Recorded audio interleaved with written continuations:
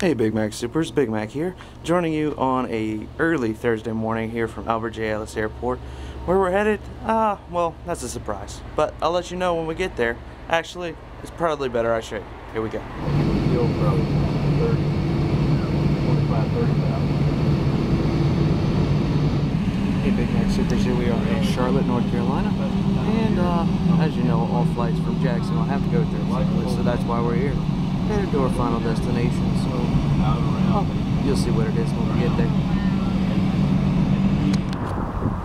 Okay, it's about time where you learned where we're at. I just wanted to share this moment with you and welcome you to the nation's capital, Washington, D.C.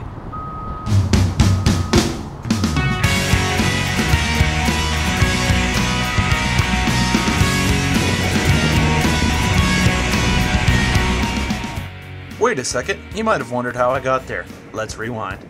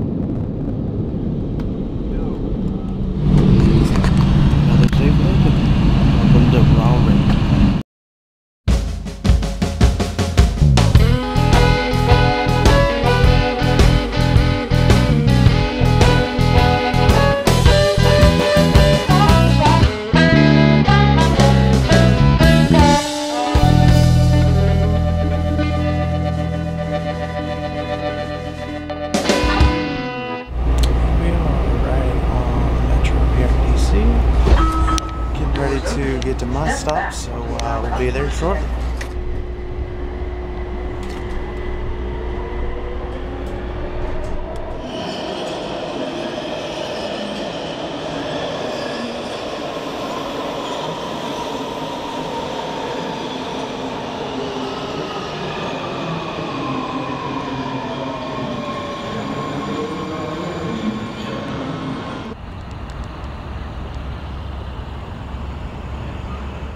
Hello everyone, you are here at the world famous Smithsonian Air and Space Museum in Washington, D.C.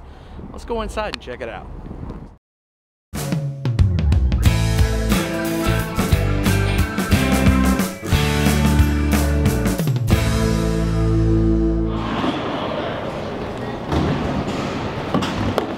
So this is really cool. You can actually touch a piece of the moon. What you can do, here's this moon rock. That's really cool. I just touched a piece of the moon.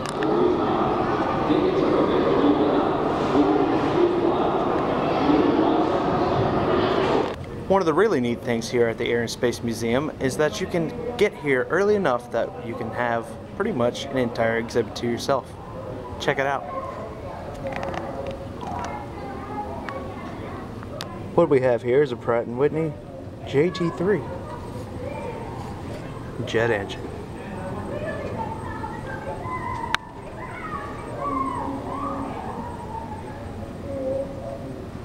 Force. What am I doing to you? Pushing, that's right. That's one force in nature. Do I shake my hand? Oh, wait, you got... Pulling.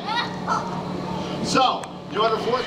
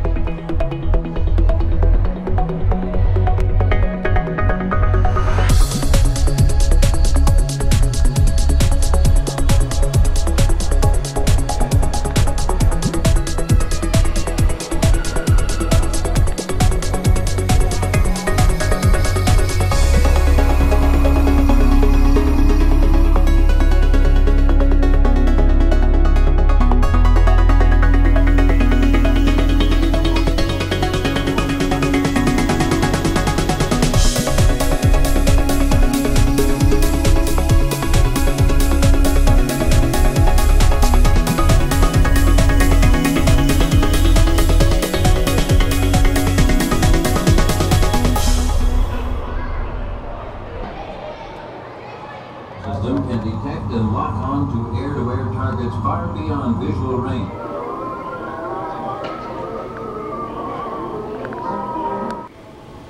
Well, here it is, the Hughes H1.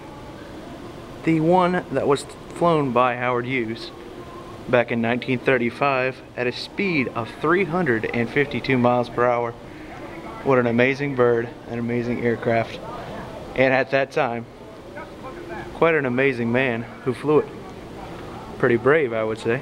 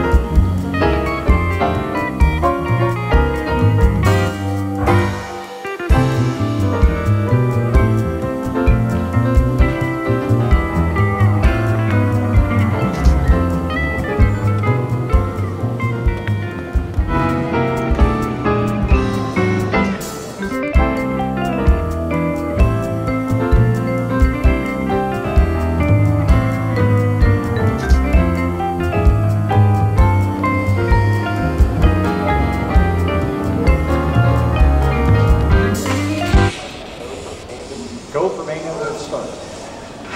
We have main engine start. 2, 1. Booster ignition and the final liftoff of Discovery. A tribute to the dedication, hard work, and pride of America's space shuttle team. The shuttle extended tower. Another great thing about the Air and Space Museum here at the Smithsonian is that there's many interactive exhibits, like this one here.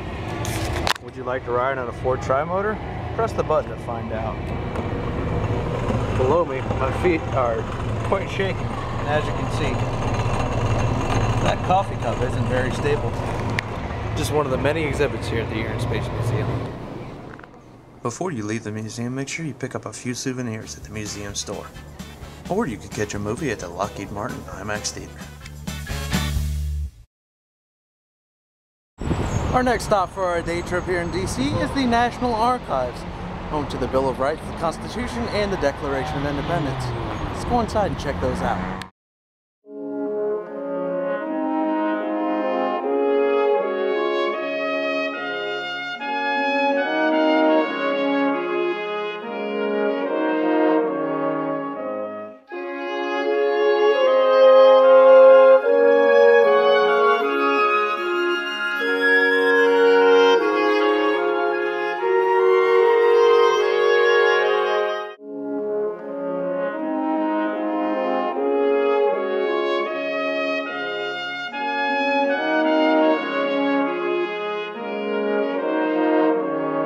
Wow, what an experience here at the National Archives in Washington, D.C. Well, I can tell you, it's really neat seeing the original Declaration of Independence, the original Constitution, and the original Bill of Rights. It's really quite emotional when you see them up that close. And the original documents are there in all their glory.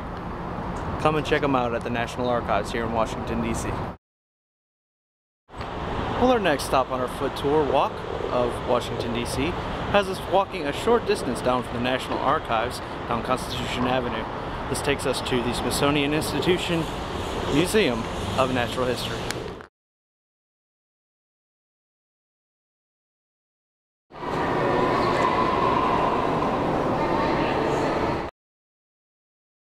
Well, I can already tell you this place is pretty amazing. There's many different creatures here to walk around and look at, and in the African exhibit there's lots of big animals. So take a look at this hippo, or maybe you prefer a giraffe. Zebra, anybody? They got it all here at the National Museum of Natural History. Well, there's lots to see here at the National Natural History Museum, and one of my favorite exhibits here happens to be taking me back to when I was a kid, and I hope you kids enjoy it. It's the dinosaur exhibit.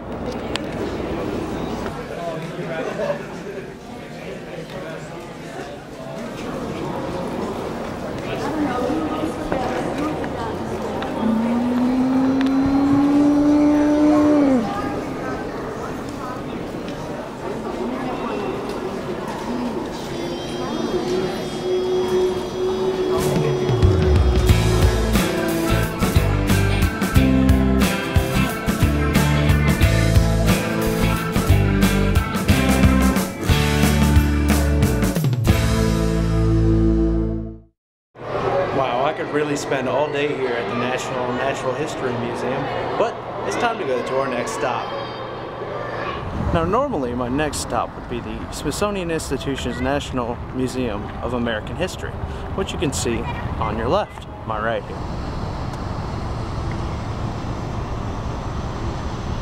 But it's a little bit of a bigger museum, and I don't think the time limit I have today could do it much justice. So I foresee us doing another episode of You Are Here, and I'll show you a little bit more of what's inside on our next time here in DC. A short walk down the National Mall from the National Museum of American History is probably the most iconic monument in all of Washington, D.C. That is, of course, Washington Monument. Now, normally they would let you walk up to the very top of the Washington Monument, but due to Mother Nature wreaking a little havoc with earthquake, they're inspecting it for damage, so we can't make it all the way to the top. But once they do open it back up, I do plan to come back and show you guys one heck of a view.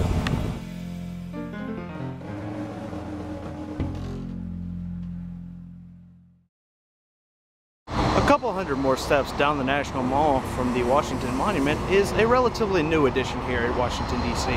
It's the World War II National Memorial. So, we're here. We're gonna check it out.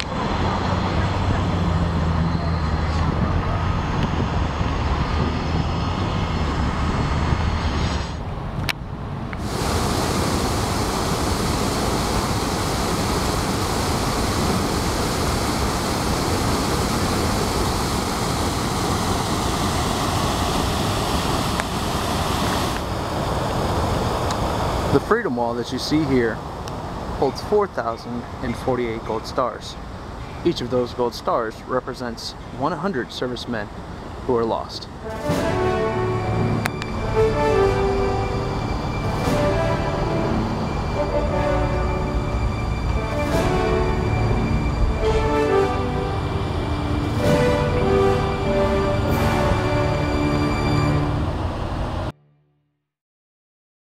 In my opinion, one of the more impressive memorials here in DC is the Lincoln Memorial that you can see behind me.